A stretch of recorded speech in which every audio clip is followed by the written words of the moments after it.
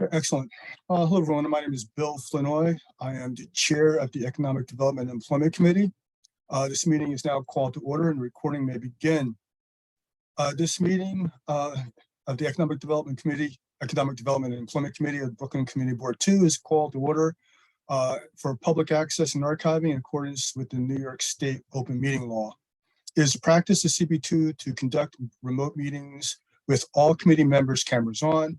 Public attendees are also encouraged to leave their cameras on, particularly if you're given the floor to speak.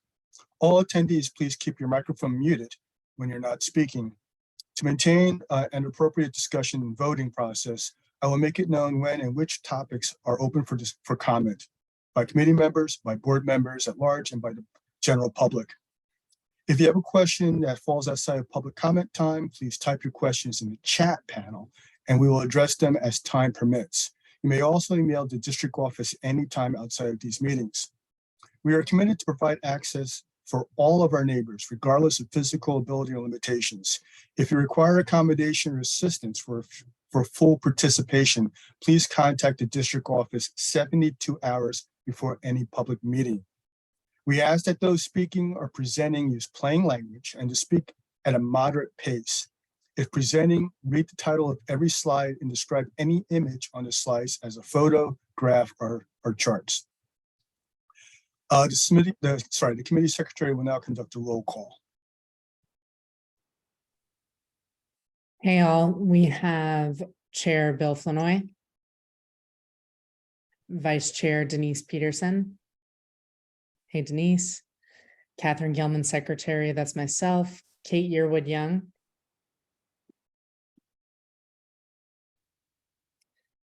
I don't see Kate yet, but I will watch. Ciro Scala. Sarah, I think you're on here. Yep. Maisha Morales. Latrell Masso. Here. I see you, Latrell. Celeste Staten. Staten, I'm here. Staten, sorry about that, Celeste. Okay, noted. No problem. We're all set. Okay, Kate, you're just arrived. Great. Okay, excellent. Okay, may I have a motion to accept the agenda? Okay, Ms. Young, second. Okay, Ms. Gilman. Okay. I may also have, hopefully everyone had a chance to read December minutes. We didn't have a meeting in January, but did everyone have a chance to read those minutes?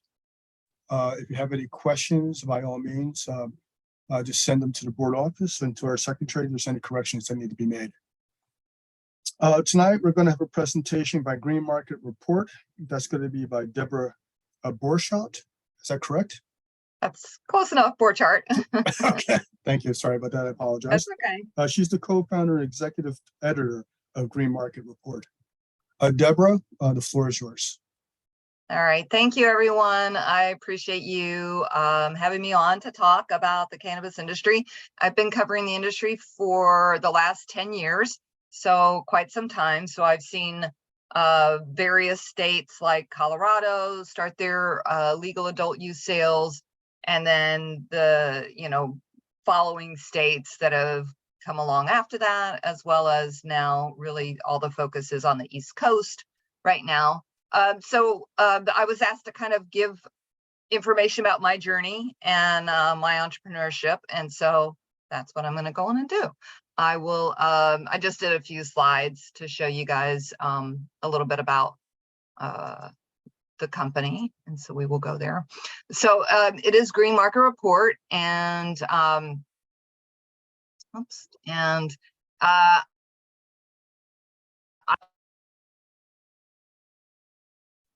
does she have permission to share? She does. Ms. Borchardt, this is actually a super common problem. It's a bandwidth issue. If you could just turn off your face camera, that should free up some bandwidth for you to be able to show your slides. Let's try again. And we'll ask you to unmute. okay. Okay, we can hear you now. Let's try sharing the slides again. Okay. There we go. All That's right. great. Thank you. There. Let's start at the top. Okay, so really the first slide was just green market report. We started in 2017. I had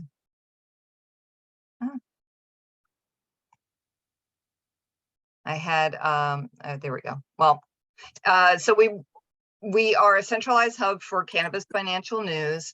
We are the only cannabis website that offers key research data available. Now, some of these things are actually what we started out doing, and some of them just didn't quite work. So when we started, we had a lot of plans for a lot of things with the website, and some just didn't quite pan out the way we had hoped. I founded the company with Cynthia Salarizada and Vince Patetti. Vince was my tech guy. He basically created the website. And then Cynthia, who works in PR, helped promote it. And when we started the website, we had planned revenue streams, which was advertising, and affiliate partnerships with some research providers. So when we got into this, and that's why I have like things in green, just to kind of show how you can make great plans, but sometimes you have to pivot. And that's kind of what happened was.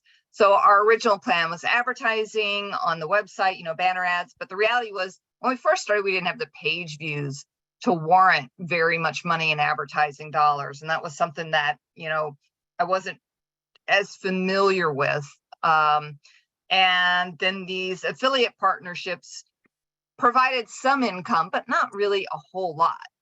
So what our plan was in the future was to do these other items on the other side, and events really ended up being the area where we made our most revenue. The stock summary service subscriptions really didn't bring in any money. The index licensing didn't bring any money, and additional websites that we could sell didn't bring any money. So the only reason I kind of put that up there is because we had these plans for certain revenue streams, and when they didn't quite work out, we had to pivot. And that's kind of what's really important. So here's really our timeline. So 2017, we founded the company. Really, it was bootstrapped. As I'm sure you're aware of that term, bootstrap really just means you've done it with your own money. And me personally, I use my personal savings. I also work part-time on the side to make money as a freelancer so I could continue paying my bills while I was running Green Market Report. So that was super hard, as you can imagine. I was kind of working, half a day doing Green Market Report and writing news for the website, and then the other half of the day doing freelance work to bring in money. And as I noted, with the advertising money really wasn't coming through the way we had planned. So we started to host events to bring in revenue. And we had our first event in 2018, 2019, we upped that and did 3 events. We had our best year of revenue. We started to try to raise capital at that point, and it was not easy.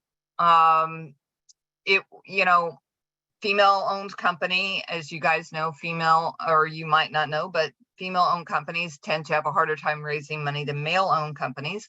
So we definitely ran up against that hurdle.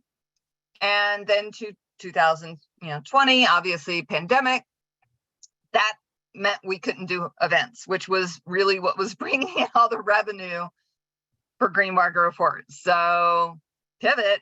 At that point, though, we were able to start to sell advertising, because from 2017 to 2020, we started to actually grow in our page views. So by that point, we were able to start to sell advertising. And then I had to take some PPP loans, which certainly helped. And we did update our logo. So kind of during that time, it was a time where we could make some changes, because we weren't doing the events, and the events are very time consuming to do. So by 2021, at that point, I realized we weren't going to raise the money that we had wanted to raise.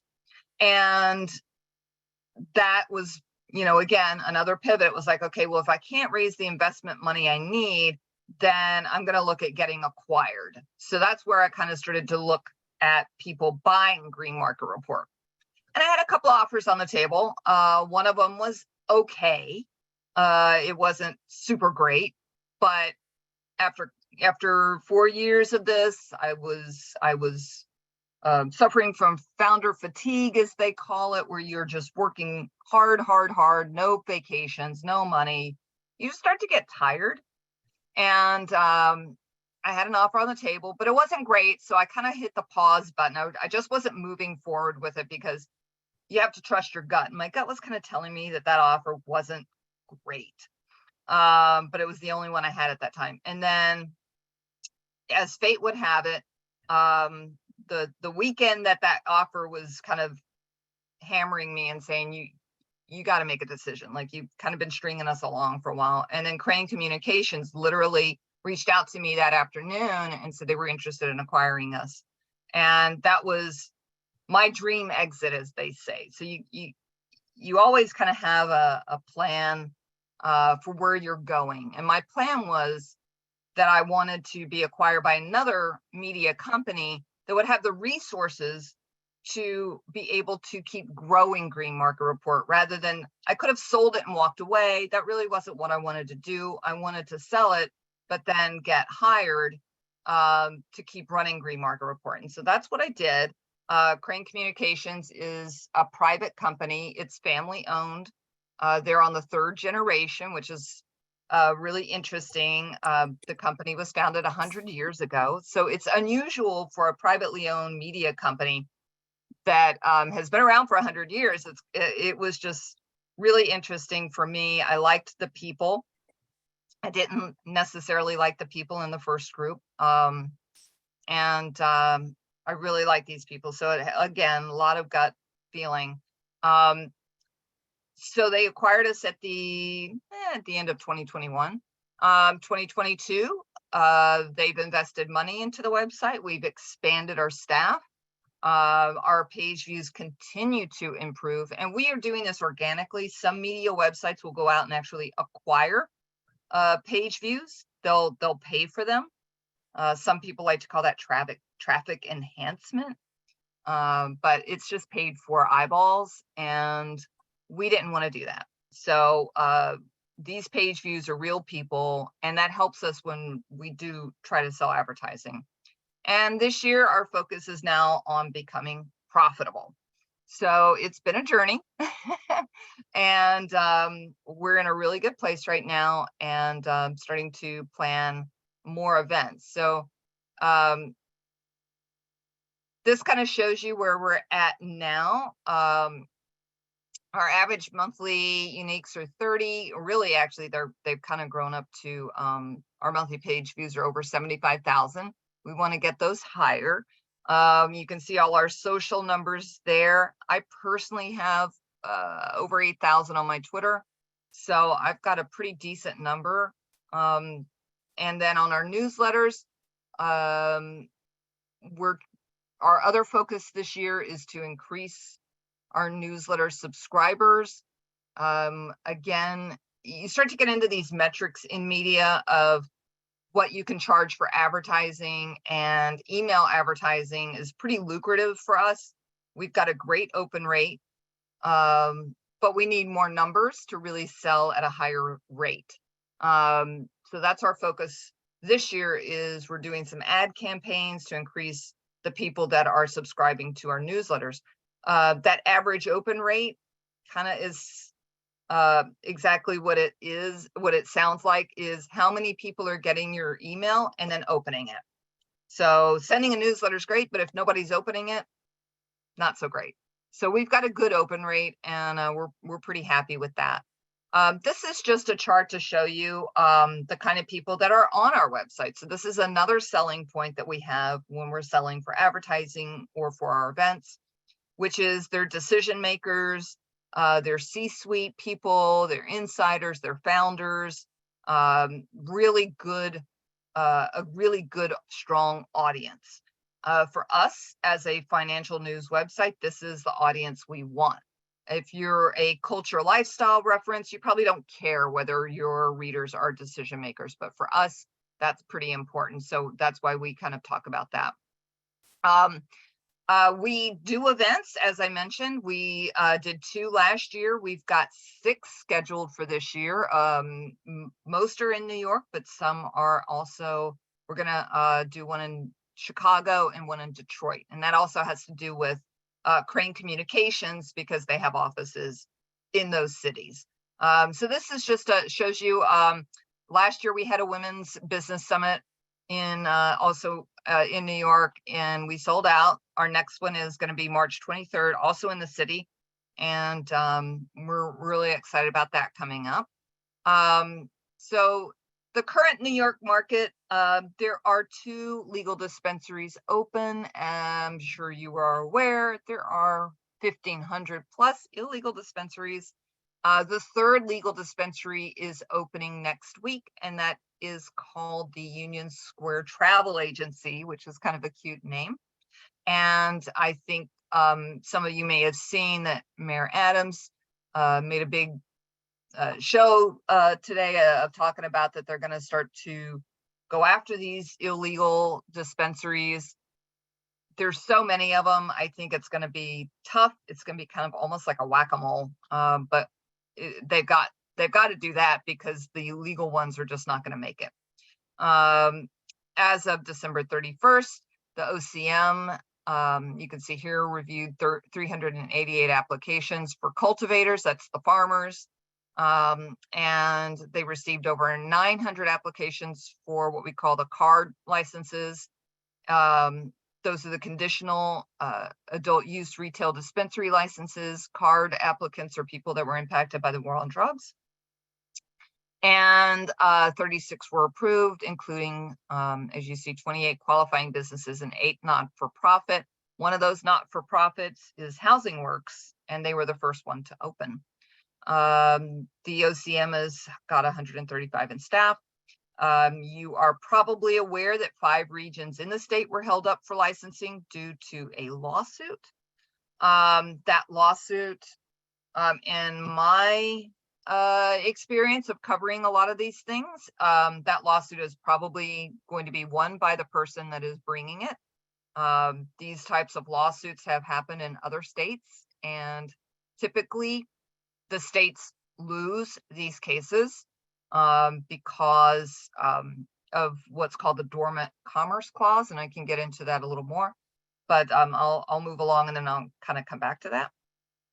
But basically, a district judge just said last week that the state can't give out licenses to these 5 regions, and Brooklyn is one of those regions. And what's happening here is this Michigander filed a lawsuit saying, hey, I'm not a New Yorker, but I did get impacted by the war on drugs, so I should be able to get a license. And New York has a residency requirement that residency requirements have not held up in the courts. So usually what happens is all the plans that the state made are likely going to go away. Here we go, the Dormant Commerce Clause. This is basically, it gets really in the weeds and boring, but basically it's that interstate commerce can't be upheld by a specific law. So you can't have, like, the state of Connecticut say, we don't want blue trucks coming into our state because we don't like the color blue, you know, whatever. And something like that would not be held up because it would be like, no, you can't do that. You got to allow interstate commerce. What's weird about cannabis is that it's federally illegal. So, and you cannot technically take cannabis across state lines. So that's all true. But this has to do with people applying for licenses and not moving product across state lines. And like I said, those cases have not been won by the states. So more than likely, this gentleman is going to win his case, and they're going to have to open up licenses to, you know, whoever is applying. Just this week, Curaleaf, which is one of the big multi-state operators, said that they were considering suing New York also over being kept from the market, and they will likely win. So New York, I don't know, the OCM should have known going into this that they were likely going to be sued for having residency requirements. So that there is that. But they proceeded. They have a very laudable goal to give people who have been impacted by the war on drugs a head start, get them to market first. So that was a very respectable choice that they made. And hopefully it's going to help certain people get to market first before these changes are likely going to come down later once these cases work their way through the justice system. My basic advice though, do your research on any business that you're considering starting, know the market landscape and competition. In my case, I started Green Market Report because I did not see the kind of reporting that I wanted to see out there. The mainstream media typically does not cover cannabis that often, or they cover it and they don't really take it seriously. I have been a financial reporter for a really long time, and so I really felt like the cannabis industry was going to be like any other industry, and should be covered as such. I always sign contracts. I always tell people that over and over and over. I don't care if they're your friends. I don't care if they're your family. You got to have a contract. An email agreement sometimes stands up in court, but it sometimes doesn't. So having an email where you've agreed to things doesn't necessarily mean you're covered legally. Get those contracts. If you are setting up an LLC, most of the LLC websites, whether you use mycompany.com or LegalZoom, have great support in helping you with contract templates and even sample contracts that you can just use theirs. Where's the money coming from? In my case, we were bootstrapped and I used a lot of personal savings. And obviously be prepared to work hard. I didn't take a vacation for several years, and it was very tiring, but I'm very proud of what I did. Surround yourself with a strong network and a good team. It's all about the team. And if it was easy, everyone would do it. It's not easy. So that's why I will stop the share now. And it looks, I don't know if we have stuff in, okay. So that's really, my story in a nutshell. I've never started a company before. I have freelanced, and it was certainly a learning curve. But I did it, which means anybody, if you're bright and you can work hard, I think anybody could do, what they set out to do. You just have to want it. So I will leave it at that and see if anybody has any questions. I'm happy to try to answer them. Yeah, thank you, Deborah. That was a great presentation. I learned a few things that I was curious about. Specifically, when you mentioned the dormant commerce clause, I didn't understand how we could basically state that cannabis had to be vertical from seed to distribution and that no other state could be involved. But when you explain, because it's, illegal to transport cannabis across state lines, that makes a lot of sense then. The big operators certainly want interstate commerce, because boy, would that be a whole lot easier than setting up a new shop in every state. So like one of the companies I know, Theory Wellness, is in Massachusetts, and they want to sell their products in New York. They have a whole operation in Massachusetts, but they can't take that stuff and drive it 1 hour across the line to New York. They had to find someone here in New York that could do their edibles, that could grow things in the process that they wanted, and so that they could sell the Theory Wellness products here in New York. That's very expensive for companies to set up a whole new thing or set up arrangements with other companies to do your products, because you hope that they'll keep the quality and do what you want. So yeah, it would be easier for companies to just have one place to make everything and then put it in a truck and send it across, but you can't do that. But here's where cannabis is always weird. So here's where it gets tricky is, okay, so no, you can't take it across the state lines, but you also, but you can't have these residency requirements on the licenses. That's where it starts to get into the dormant commerce clause, which is really old and goes way back to the 1800s. But like I said, every case that I've seen, they've lost. Every state's lost these cases. So every state that, like I said, when the OCM made this choice to go with those residencies, a lot of us that have been doing this for a while went, you know, you're going to get sued. You know, you're not going to be able to keep that. But they did it anyway, because I think that they thought, you know what, let's just go on and do this, because by the time it goes through the courts, we will have already gotten these people, the card applicants, we will have already gotten them licensed and up and running by the time it gets there. So I think that I don't know. I wasn't in any conversations. That's my guess, is what they thought was, yeah, we probably will get sued for this. We'll probably lose, but we're going to play the clock and get these early applicants in and get them set up. And then by the time that goes through the system, they've already gotten a head start. Okay. Now, Deborah, there's a lot of questions I know you can't answer because they have their legal aspects and other aspects that you're not a specialist Right. in. I'm just an observer.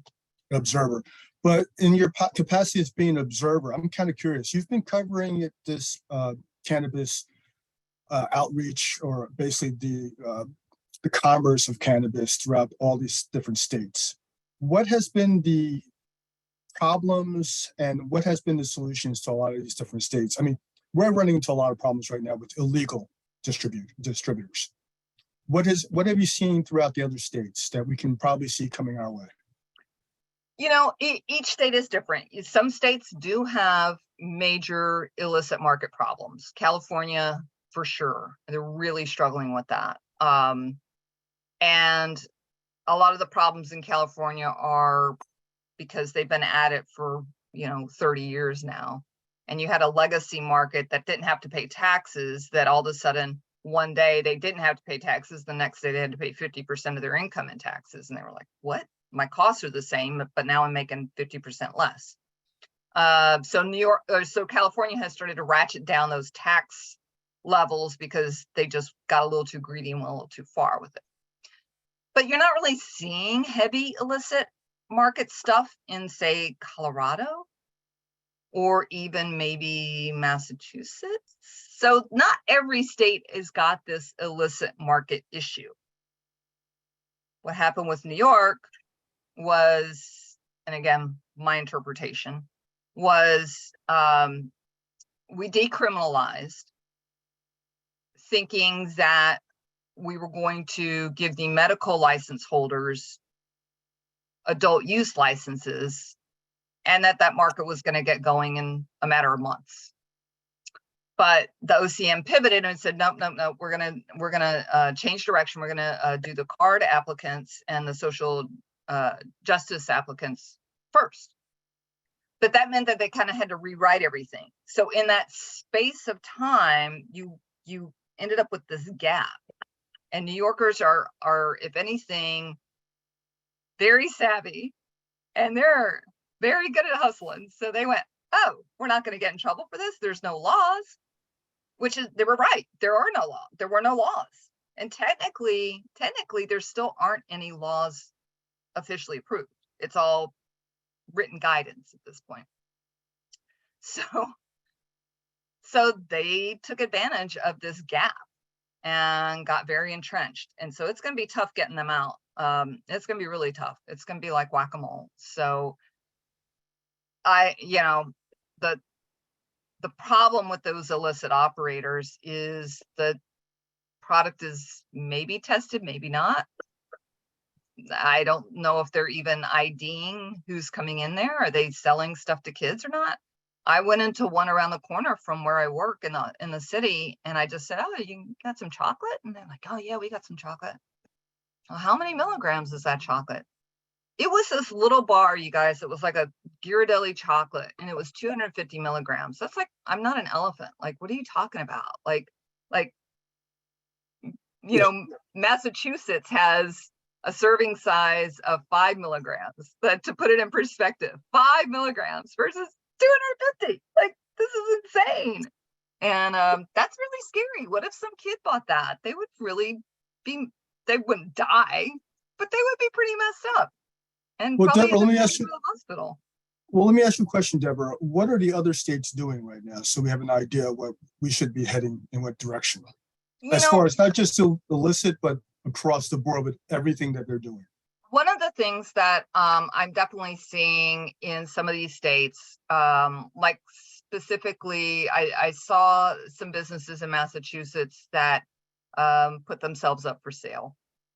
At the end of the day, these operations, even though it's cannabis, at the end of the day, it becomes a brick and mortar store.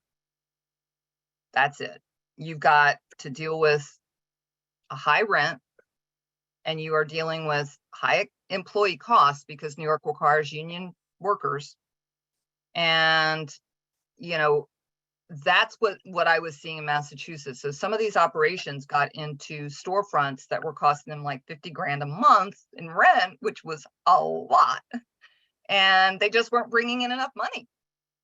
And so the problem is when you do get into these situations with cannabis, you have got licenses that you've likely got loans.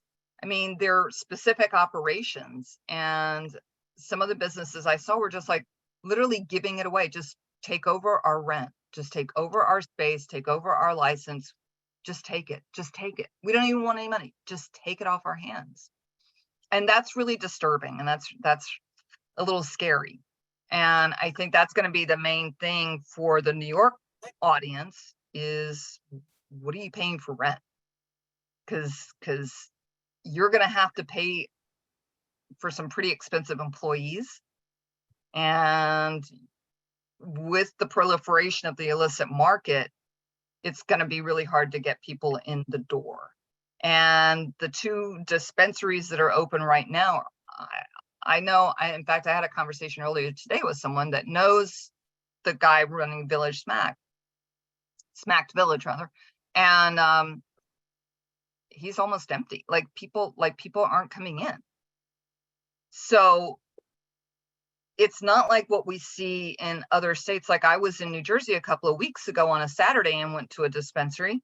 Place was packed. Oh, we couldn't find a parking spot. They were burning through people. Oh my gosh, I couldn't believe it. It was like, holy cow.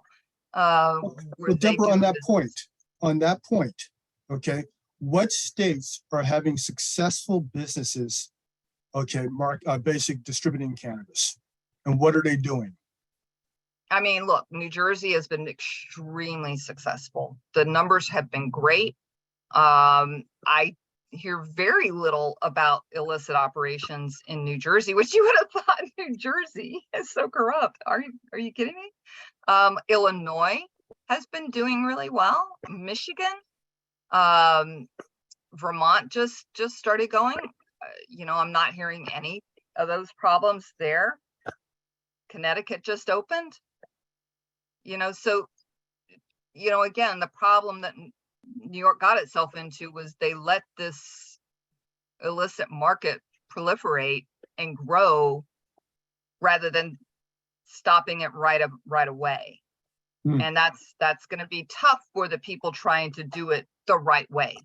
But I think that the people trying to do it the right way, what they'll have to really focus on is knowing their clientele, knowing that if you're in Brooklyn, who is your audience? What are they going to be, you know, moms like me that want a very low dose edible versus this crazy illicit store selling this crazy high edible? You know, I think that's really where they're going to shine, is they'll be able to address their audience and say, this stuff is tested, it's safe, it's what you want, it's the product you want, not that product over there. And I think that's going to be what's going to set them apart and what they're going to have to focus on in order to get that customer in the door. Now, I'm going to let my committee jump in a second. I just want to ask you a few more questions. Now, you have a women's summit coming up on March 23rd. I noticed some gentlemen in the audience also. Okay, will you allow gentlemen also in that summit? You bet. All genders are welcome. In fact, a lot of the guys love coming. They loved coming to that conference. Here's the thing with women in cannabis. We have a lot of conferences, we have a lot of events, but what we often see are what I call manels instead of panels. They're manels, and it's just all these guys. And that drove me nuts. Or there would be the token female. And I just got so tired of that. And that's why last year I had my women's summit, and I worked really hard to make sure it was diverse in not only race, but age. I wanted young people there. I wanted people my age. I'm 61. There's a lot of boomers that are very invested in the cannabis industry. I had women that were top CEOs. I also have women just starting out. So I really wanted all aspects of women in the industry. I wanted people starting out. I wanted people that have been successful. I wanted people that, like I said, were young, and I wanted people that were older.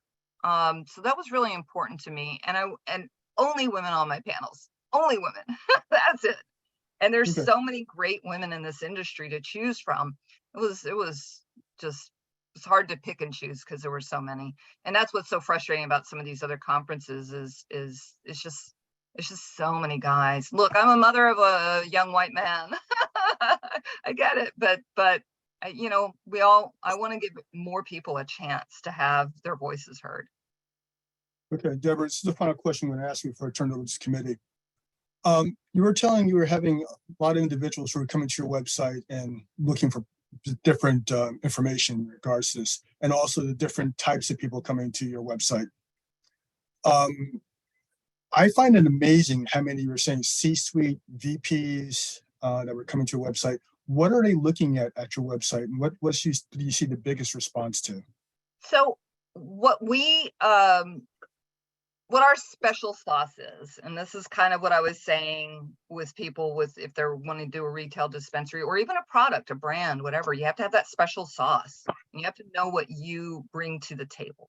What we bring to the table is we take information that's out there and we give it that value add. In other words, I'll give it a great example of what happened earlier this week or last week. MedMen, now I can't remember, every day's blur. MedMen, which is a big famous cannabis company, they have a medical license in New York. They have a store on Fifth Avenue, and they reported their earnings. Now, they didn't put a press release out, but by the SEC rules, they had to file it. Well, we got a hold of that filing because it's public information, but we're going through it, and the company is about to collapse. And so here we are reading this filing, and we're reading the numbers, and they're basically saying we don't have enough money coming in for all the money that we have to put out with all the loans. They have way too much debt. They took on way too much debt. They only have so much money coming in. They can't pay their debt. In fact, they've defaulted on some of their debt. And so they said, we're going to have to go out and get more money in order to pay our debts. But okay, wait a minute.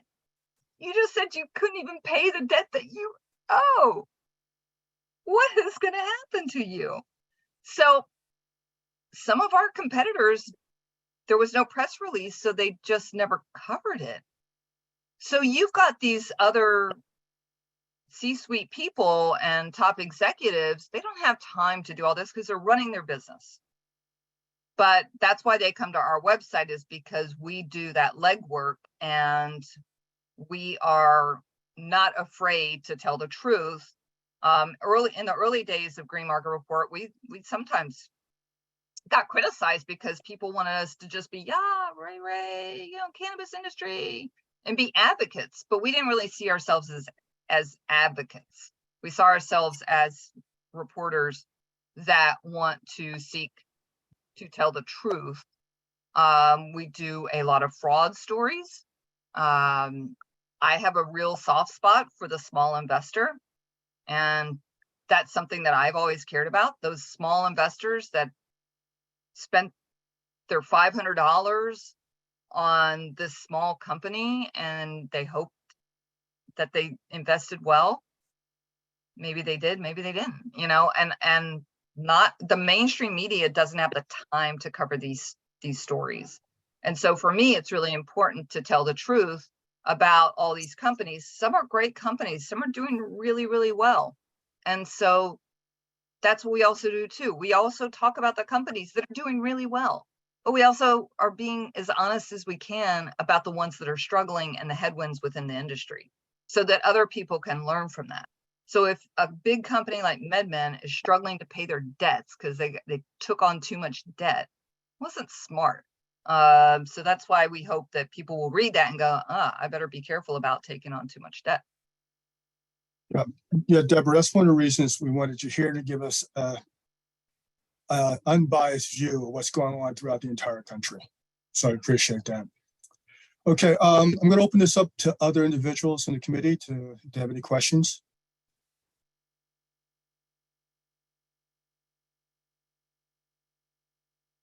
And I think I'll just, while you're thinking of the questions, I'll just say, you know, I think that that's the hardest thing, because you plan that your business is going to make a certain amount of money, and there is there is a certain logic to going into debt to invest into your company so that you can grow.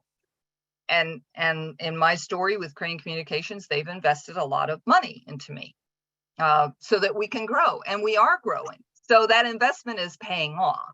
So it's not that debt is a terrible thing. A lot of companies take on debt. In fact, I spent most of the day working on a story about crowdfunding, which they like to call online capital raising now. A lot of companies, capital is dried up in the industry right now. So a lot of people are turning to crowdfunding platforms to raise the money they need for their cannabis companies.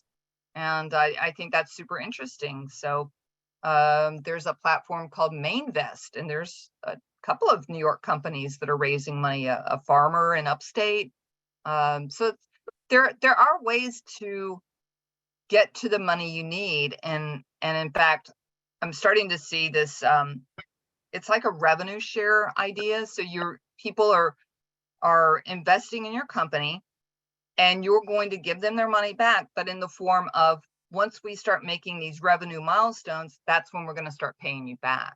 And I kind of love that idea, because it doesn't force you into a situation where you're paying the money back when you don't have enough money coming in to pay it back.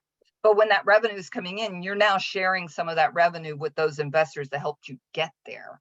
And I think that's kind of a really neat way to pursue raising capital. So doing the venture capital dance is really soul sucking. I did it. It's hard. If I've been married a really long time, but if I were dating now, I would say it's probably akin to that. You go out to dinner with a lot of people that you don't maybe like, and you're trying to convince them to give you money, and even if they do give you money, it takes like months to get it. It's just awful. It's an awful experience. So I think crowdfunding is definitely, or they like to call it now, online capital raising. I think that that's a really good option nowadays for people. Sure. Thank you, Deborah. Okay, committee members, any questions?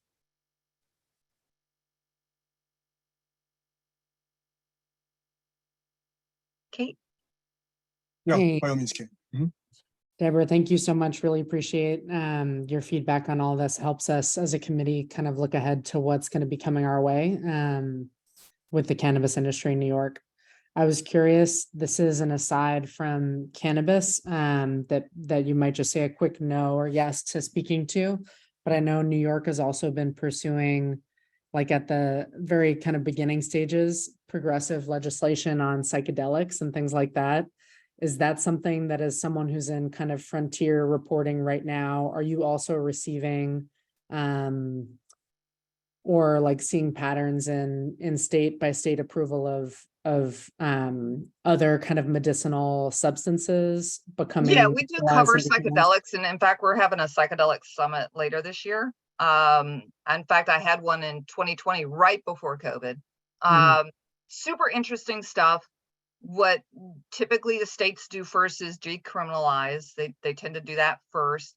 Psychedelics is a much different animal than cannabis, in the sense of most people that consume cannabis have maybe less fear, in the sense of, oh, I tried to puff in high school and it was fine.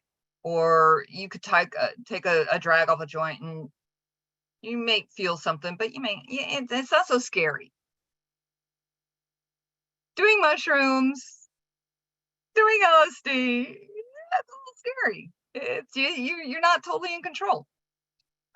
So and there's many products. There's MDMA, which is likely going to be the first FDA approved psychedelic drug. So I think what we'll see first is the decriminalization. The focus, though, which I will say on the psychedelic side, is more medical in nature versus recreational. So it's not so much that everybody's trying to go buy mushrooms to trip for 5 hours. It's more that people that have drug-resistant depression, post-traumatic syndrome, issues like that these compounds have been proven to be very effective. And so I think that that's what you're going to see more of, is approval, so that like you've got these ketamine clinics that are, ketamine's already legal. It's it gets lumped into psychedelics, although it's not technically a psychedelic drug. But what we're seeing is these clinics getting set up for ketamine treatments that are expecting to expand that into psilocybin, MDMA, these other compounds. Yeah, I think that's definitely coming down the pike.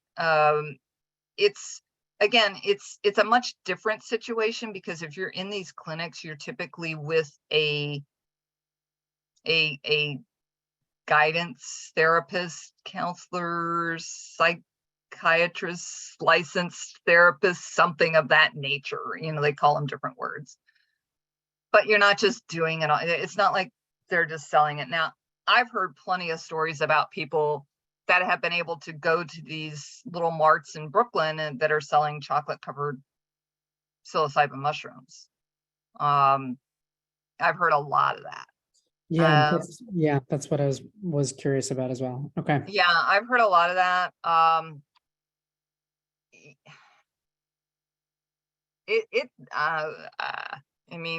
Me personally, I would be a little nervous about that. I think that most of them are when they're selling them with like a little dosage chart where they kind of say, do this much, and you'll feel this.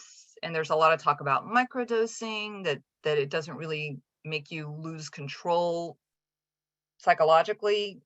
And when I say lose control, just kind of lose touch with reality, versus just kind of feeling a little better. That's I think that's a little bit already out there. It also gets into this weird stuff, like there's certain mushrooms that are technically legal. They're not, they have some of the same effect of psilocybin, but they're not in that category. But Deborah, yeah. But Deborah, a lot of places are currently doing the microdosing for treatments, and it's kind of like you said, it's not regulated, so you don't know what you're getting or if it's what you think you're going to get. So exactly. So I totally understand that. Is there anyone else in the committee that has any questions? Yes, Kate. Hi. Thanks. And thank you so much, Deborah, for the presentation. It was really helpful. I wanted to circle back to I know things are on hold in Brooklyn right now given the lawsuit, but just in terms of how the social justice, like impacted individuals program is working, could you potentially expand on, are there any other supports or, just education or resources or stuff available for people to take advantage of that, potential early access, where I think there's one thing to say, okay, you apply for the license first and be first in line, but what if you need startup money? You need to understand the market, and I'm just curious as to like how they're sort of facilitating those people actually being able to take advantage of the opportunity. Yeah, there's, and I'll be honest with you, there's a lot of concern around that.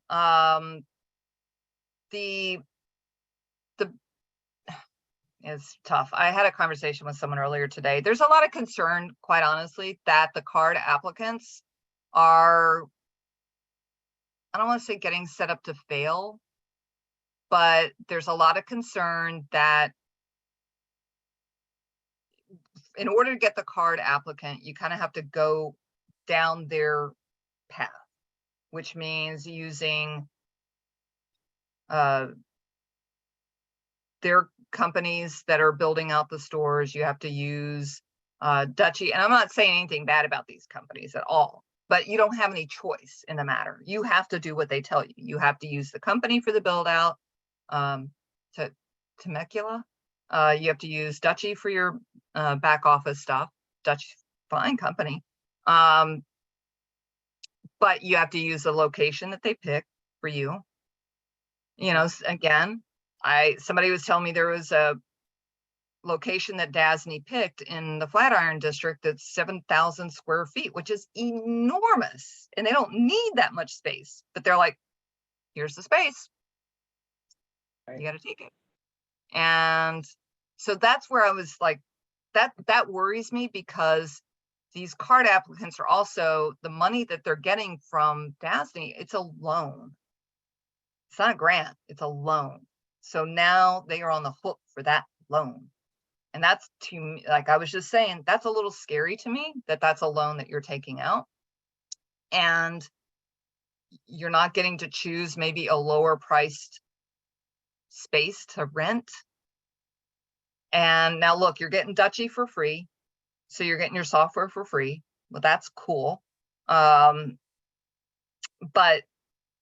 you're starting to not have control over that big nut, which is the rent. That's your big chunk of change. And that's a little frightening to me. My only issue with OCM, and again, because I'm a reporter, I'm an observer. So I feel like they're just cheerleading so much that they don't want any criticism. And the card applicants are very worried about criticizing them, because they're afraid that their application will get slow walked or they won't get it at all. So we're really struggling with this as journalists. And again, like I've had a lot of all days today, I had all these conversations with people, because they were like, you got to tell the story. And I said, but no one will go on the record. And as a journalist, I cannot tell this story if no one will go on the record. I said, if you will bring me someone, and I don't have to name them in the story, but I have to have I can't just take some anonymous phone call from someone that says, this sucks. Okay. Thank you, Deborah. But Okay. that's my concern, is that, again, I think that they're trying to do the best that they can. My concern is that the applicants are going to get into spaces that are just very expensive for them. Okay. Anyone else? Any other committee members with questions? Okay, there's no other committee members. Ramona, I see your hand raised. Oh, good evening. Thanks for taking my question. I just have two quick questions. One for me. I'm just curious. I don't know what the city sale tax is now, because I rarely shop for anything other than groceries. Is the tax being charged on cannabis the same as the regular city sales tax? No, it's higher, and they tax, there's several taxes, and part of the taxation is based on THC potency. So that is, it's unusual, but I will say Connecticut is also taxing on potency as well. Sadly, within the cannabis industry, it's this whole dumb thing about THC, like, oh, I want a 28% THC versus 21% THC. Honestly, people that have been doing this a long time know there's really not that much difference between 21% THC and 30% THC. You're gonna get high. It's kind of a dumb thing, but we got into this weird thing in the industry where people are like, I want to get cheapest, priced, highest potency cannabis out there. It's kind of silly. But the taxes are definitely, it's expensive. I mean, the couple of dispensaries that are open, it's expensive, It's cheaper to go to New Jersey and buy it in New Jersey than it is to buy it in New York right now. Ramona, you see what's on the screen. Do you see it, Ramona? Yeah. Yes, I do. Thank you. We can thank Taya, our office manager, for that. Thank you. Okay, and And you have another question, Ramona? just one other question. I was talking to neighbors in my building at the senior center in the neighborhood, and they were just curious why a lot of the bodegas that were selling Lotto, now that they're quote unquote smoke shops, they no longer sell Lotto. So I was just wondering whether or not, is it because there's a law where they can't sell cannabis and Lotto at the same time, or is it selling both cannabis and Lotto, there'll be a large influx of money in the, in the store, and that'll make them more susceptible to robberies? Because they were saying in the neighborhood where I live, St. James between DeKalb, Lafayette, they were saying the stores that they used to go to play Lotto, they no longer have Lotto. So we were just curious about that. I'm not sure about that, but there's been a lot of robberies on the illicit dispensaries. So, because again, look, the cops don't care because they're illegal. So unless somebody gets shot, they really don't care. I mean, they're half the time they're not reporting, even if the dispensary reports it, which most of them are because they're illegal. It's just happening. Like I heard one dispensary where the guy robbed the dispensary and he left his backpack.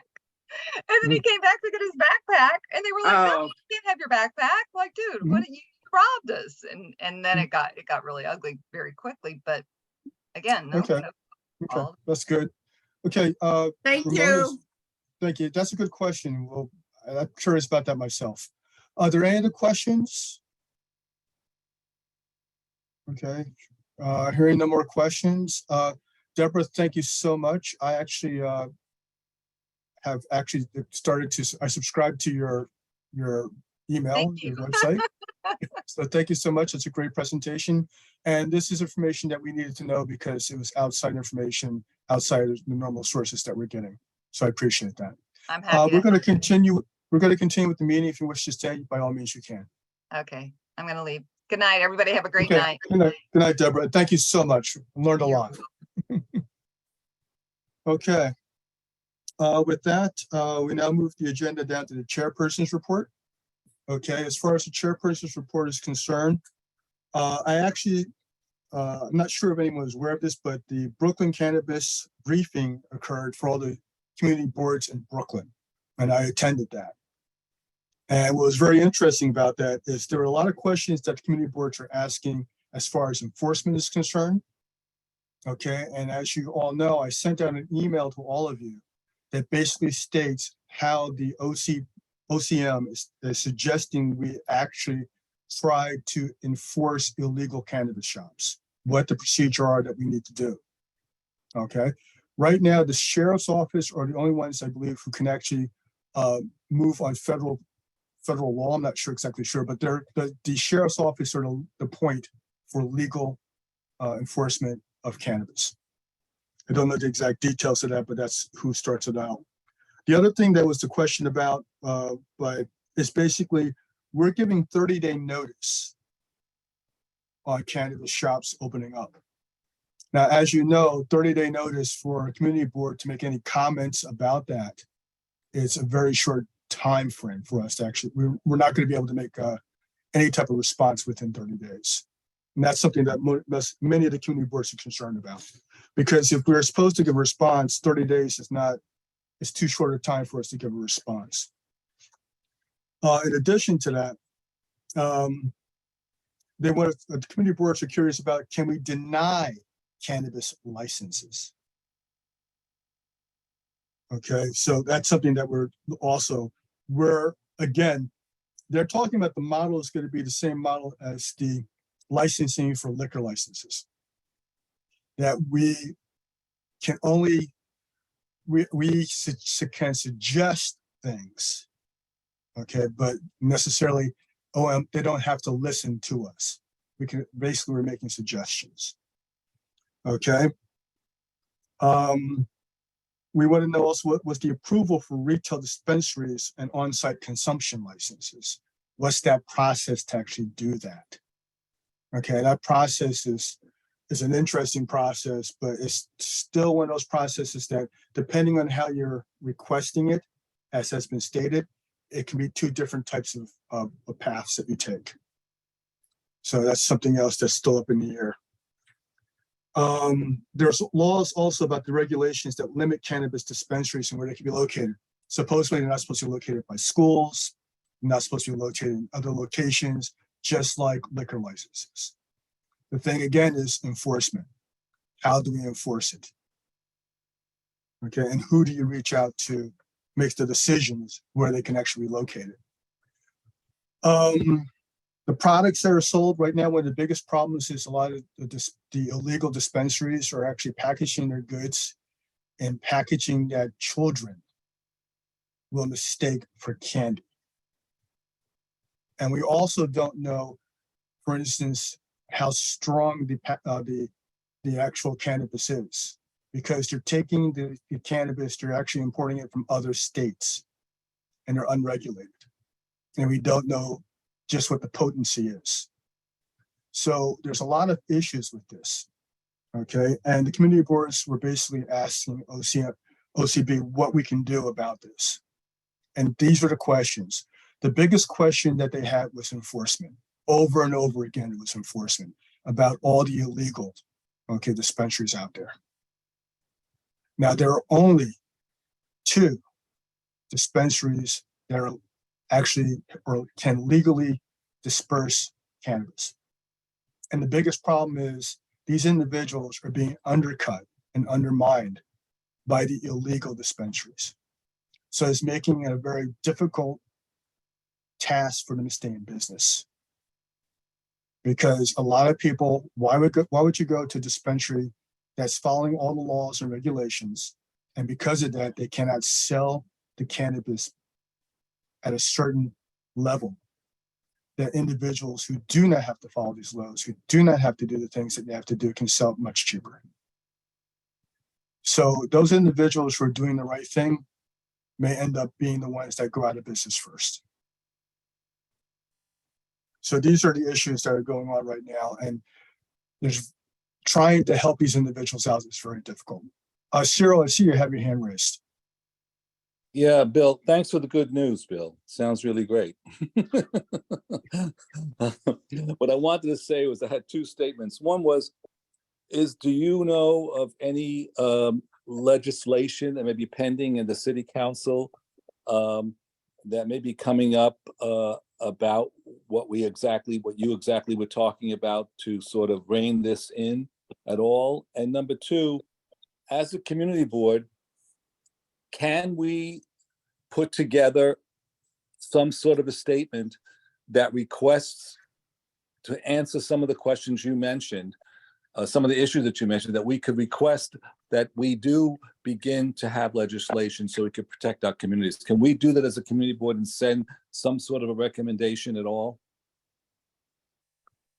We can do whatever we really want as far as that, but it has to go to the full board. okay, to be approved. So as a Has to committee, go we to can the bring, chairperson first, the idea. well, yeah. The idea basically is we can actually come up with an idea, as we say, as a committee. Okay, and then the chair of the board can decide whether or not to bring this forward to the full board. Is that a possibility, do you think? Any of us on the committee, would any of us, anybody else have an idea about that? Or is that something we wouldn't do? You could do, if you can actually do this and then, you know, bring it to my attention. Okay, that's not a problem. There's nothing stopping you from also doing it as an individual. What I meant, would it be, would our committee have to vote on it and then present it to the board? Do we vote on- Absolutely. That's what I'm Yeah. saying. Wouldn't we have to vote on it to see that we would be at least making the recommendation in a majority? Sure. What I meant by as an individual, as a public citizen, you can actually Yeah, do it. on your choice. I've done a lot of that on my own, as you may know, but I was just wondering, the strength in numbers may be what I was thinking about. And I was wondering if anybody else on the committee had any thoughts about that too. No, I haven't. Zero, I can think you- it's a complicated issue. If I could just interject, when I say complicated issue, we can all think whatever we want to think, and that's fine to present the idea. And it probably has to be layers of discussion, even once it made its way to the chairperson, who should be the first person that it should be discussed with, which Mr. Flanoy would do. That there was a thought coming from not the committee at this point, because I don't think everybody has spoken, but it came as a suggestion from you to the committee, but particularly to the chairperson of the committee, and then he can have that conversation with Mr. Singletary. Yeah, thank you, Denise, for clarification. I appreciate that. Yeah. I'm sure some layers there that we are who we are. We are, have that sort of city status. So what letters you're writing as it pertains to all of this is it would probably be interesting. And I'm just, my gut feeling tells me that I don't know that would be the case, but the chairperson can speak to the chair of the community board. Okay, there's a mention in the chat about a citywide working group of 59 district managers who are currently working with the city council committee and on government operations quarterly. So there is actually conversations about this already. Okay, where that's going to lead, I don't know. Okay, Ms. Gilman, I saw you were trying to also speak. That's okay. You can pass by me right now, Bill. I think Maisha's hands up also. I'll come back. Okay, Maisha?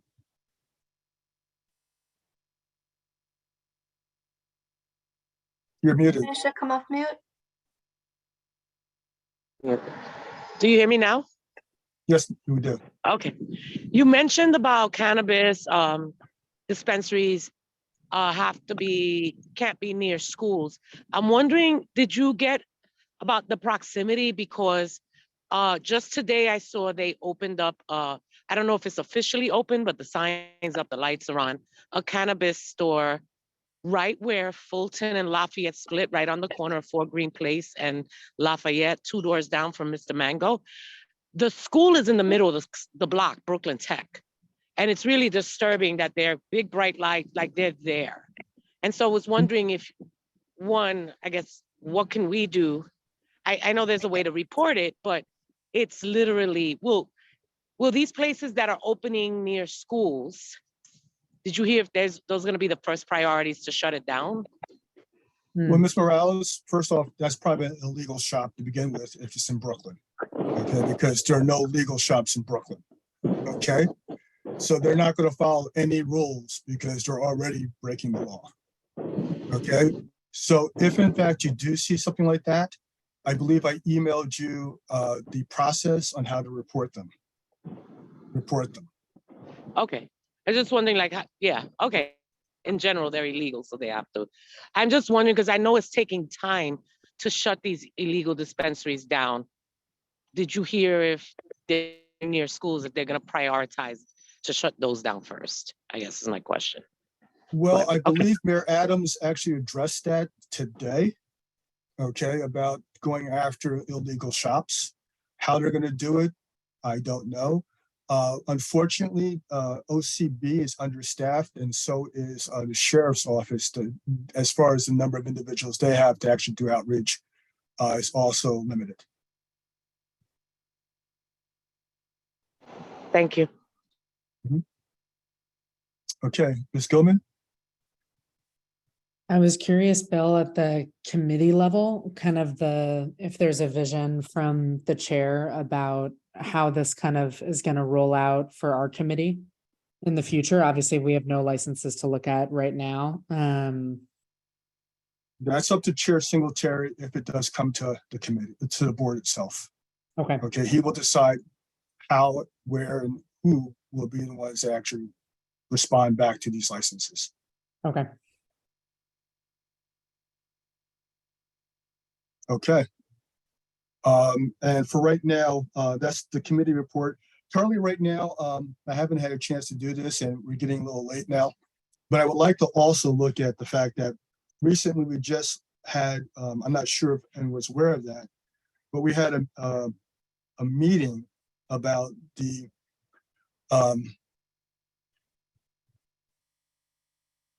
I'm sorry, I apologize. In regards to the statement of district needs, okay, responses to that. Okay, so we need to have a response back to that, okay, because it was officially given to us and we went over it. Chair Singletary actually went over the different items that got response to. As a committee, I would like to also have responses to that also that specifically are for Economic Development and Employment Committee. So if everyone has an opportunity, what we can do is actually take a look at that. I know tomorrow is the board meeting. So for us to actually respond back, we really didn't have enough time to do that. But I would still like to see the individuals have a response back, and I'll be reaching out to all of you later on this week. Okay, with that, that's the end of my chairperson's report. Okay, that moves us to item 7, other committee business. Is there anything that committee members would like to discuss other than what we've already discussed?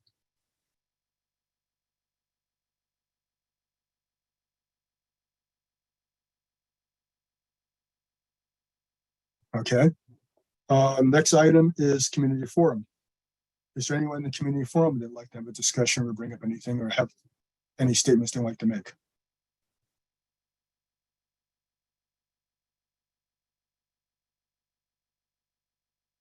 Okay, then that brings us to item 9. I'm willing to accept the motion to adjourn unless you want to stay here for a little while longer. Ms. Morales raised her hand. Ms. Gilman raised her hand. Motion to adjourn. It's so good to see you all this year. Okay. Good night. Good night. Thank you all.